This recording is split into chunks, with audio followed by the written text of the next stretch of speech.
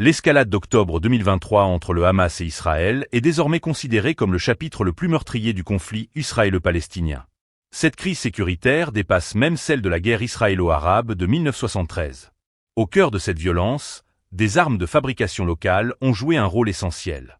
L'invasion terrestre de Gaza par l'armée israélienne, qui a suivi peu après le début des hostilités, fait face à des défis majeurs.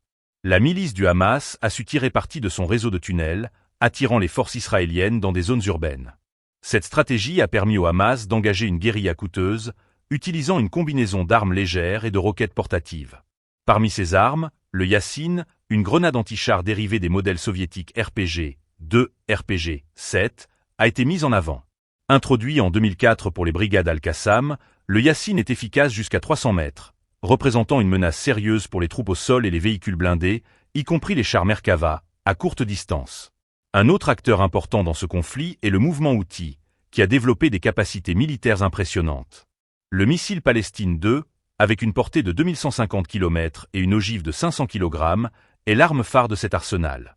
À Mach 16, il a prouvé sa capacité à contourner le réseau de défense aérienne israélien, d'une valeur de plusieurs milliards de dollars. Cette efficacité a été mise en lumière par l'intensification des frappes israéliennes, américano-britanniques au Yémen, en réponse aux menaces croissantes. L'année 2024 a également marqué un tournant avec les premiers échanges de tirs directs entre l'Iran et Israël. L'Iran a lancé des vagues d'attaques de missiles, dont le Kebar-Shekan, un missile balistique de 4,5 tonnes. Doté d'une portée de 1450 km, ce missile a atteint des cibles militaires sans être intercepté, augmentant ainsi les tensions dans la région. Enfin, le Hezbollah a déployé ses drones de reconnaissance, appelés Hudud, au-dessus du nord d'Israël. Ces drones ont révélé la vulnérabilité des défenses aériennes israéliennes face à des appareils volants à basse altitude. Les informations recueillies sont utilisées pour diriger les frappes d'artillerie et de missiles du Hezbollah.